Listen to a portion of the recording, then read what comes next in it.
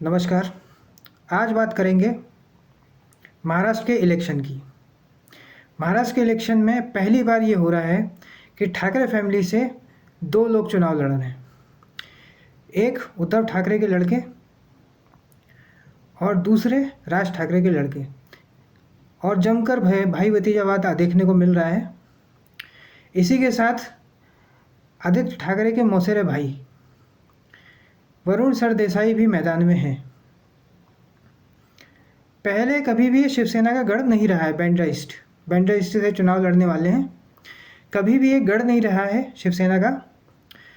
बीच में एक बार शिवसेना जीती थी, बाकी हमेशा कांग्रेस ही जीतती रही है। पिछली बार जीशान सिद्दीकी, जो बाबा सिद्दीकी के लड़के हैं, जिनकी अभी डेथ हुई है, बाबा सिद्दीकी की, वो चुनाव लड़े थे। और इसमें ज़्यादातर प्रकाश बाला सावंत, इन्होंने शिवसेना का गढ़ बनाया था। वो शिवसेना का गढ़ ना होकर के प्रकाश बाला सावंत का गढ़ बन गया था, क्योंकि इन्होंने काम बहुत किया था एज अ कॉरपोरेटर। तो इनका ये हो गया था कि इनको मुस्लिम भी वोट डालने लग गए थे। जब 2005 में बाढ़ आई थी तो इन्होंने बहुत काम किया, जिसके कारण ये इनको बार बार जिताने लग गए बैंड्रा ईस्ट की जनता।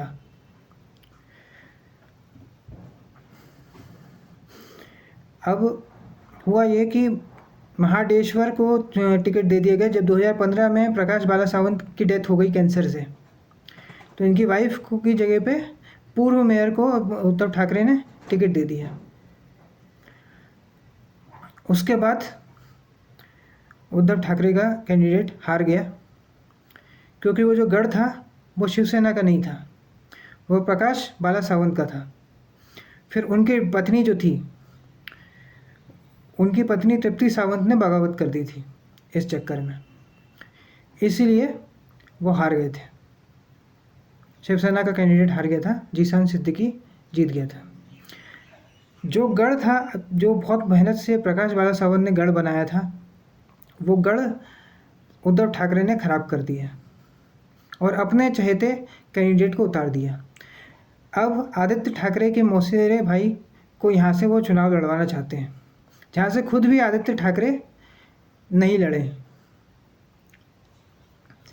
क्योंकि उन्हें भी पता है कि ये हमारा गढ़ नहीं है। इसलिए उनको भेज दिया गया, ताकि वो अगर हार भी आए तो कोई दिक्कत नहीं है।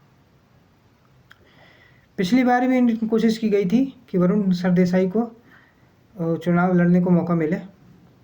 बैंड्रा ईस्ट वही जगह है जहाँ से नवनीत राणा और उनके पति को हटाया गया था, जब वो हनुमान चालीसा वाला कांड हुआ था उस समय में। तो आदित्य ठाकरे जहाँ पे पड़े बड़े हैं बैंड्रा ईस्ट में, वहाँ से चुनाव ना लड़ करके सेफ सीट उन्होंने चुनी वर्ली में। और वहाँ जहाँ पे इनका कुछ गढ़ नहीं है, वहाँ से ये अपने मौसेरे भाई को चुनाव लड़वाने वाले हैं। और तृप्ति सावंत बीजेपी में थी, अब वो मनसे में जा चुकी हैं। और अब ये इन बैंड्रा ईस्ट में तृप्ति सावंत, जो प्रकाश बाला सावंत की विधवा है, वो लड़ेंगी। तो हो सकता है वरुण सरदेसाई का सपना फिर से एक बार चकनाचूर हो जाए, क्योंकि उबाटा का वैसे भी इतना बड़ा कोई संगठन नहीं है। और महाविकास आघाड़ी में भी आंतरिक कलह हो सकता है। और जो उद्धव ठाकरे, आदित्य ठाकरे और उबाटा के अन्य नेताओं ने जो ऐसी बातें बोली हैं, इन्होंने अपने कई सारे दुश्मन बना लिए हैं। राजनीति में दुश्मन सबके होते हैं, किंतु ऐसे दुश्मन नहीं बनाने चाहिए कि जो आप जिसके साथ कभी बैठ कर बात ही नहीं कर सको, जिससे कभी आप फिर से आप जिसके पास नहीं जा सको। लेकिन इन्होंने ऐसे दुश्मन बनाए। एक समय जब इनके विधायक बड़ोदरा गए थे और फिर नॉर्थ ईस्ट गए थे, तो जब वो वापस आ रहे थे तो आदित्य ठाकरे ने ही धमकी दी थी कि ये जब एयरपोर्ट जाओगे, लास्ट में बैंड्रा ईस्ट पड़ेगा, एयरपोर्ट से विधानसभा तक कैसे जाओगे। और इनको गद्दार भी बोला था और बहुत सारी गालियाँ दी थी, दोनों ही बाप बेटों ने। उसके बाद इनकी सरकार गिर गई और अब सरकार वापस आने के मतलब शिवसेना का तो उपाटा शिवसेना उपाटा के कोई चांसेस बन नहीं रहे, क्योंकि अगर आप 85 सीट पे ही लड़ोगे और आपका हाईएस्ट शिवसेना का 74 सीट से ऊपर का नहीं है, तो कितनी ही सीटें जीतोगे। और पूरा संगठन तो एकनाथ शिंदे के पास ही है, पूरा मराठा वोटर उनके पास जा चुका है, जो बचा कुचा है वो मनसे के पास चला जाएगा। तो इसलिए अब चांसेस भी कम है। ये जो ब्लेंडर अच्छा खासा जो गढ़ बना था वो उद्धव ठाकरे ने बर्बाद कर दिया। उन्होंने वो ब्लेंडर ईस्ट को तब जिताया था प्रकाश बाला सावंत ने, जब गोरेगांव से भी शिवसेना हार गई थी और कई सारी मेन गढ़ से हार गई थी। इसलिए शिवसेना उबाटा के चांसेस अभी कम हो चुके हैं। और बहुत सारे कलह भी हैं जहाँ पर ये भी बोला गया है कि शिवसेना वाले कांग्रेस को भी हरवा सकते हैं अगर शिवसेना उबाटा का मुख्यमंत्री नहीं बना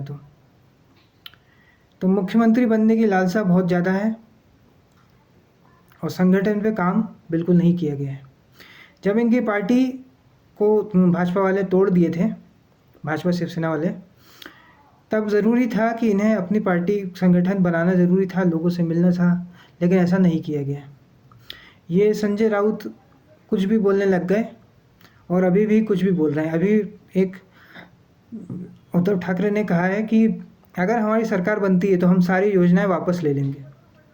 तो जनता आपको क्यों वोट डालेगी जब लाडली बहना योजना के किसान सम्मान निधि, प्रधानमंत्री आवास योजना, ये सब आप वापस ही ले लोगे। तो गरीब जो जनता है वो तो आपको वोट डालेगी नहीं। मराठा वोटर जा चुका है, कांग्रेस एनसीपी का SC ST और मुस्लिम वोटर ही आपको मिलने वाला था, वो भी अलग अलग पार्टियां आपका वोट काट देंगी। तो इसलिए व्यक्ति को हमेशा सोच समझ के निर्णय लेना चाहिए। एक गलती आपके पूरे पार्टी को ख़त्म कर सकती है। आज के इस वीडियो में इतना ही। अगर ये वीडियो आपको पसंद आया तो वीडियो को लाइक करें, शेयर करें और चैनल को सब्सक्राइब करें। धन्यवाद।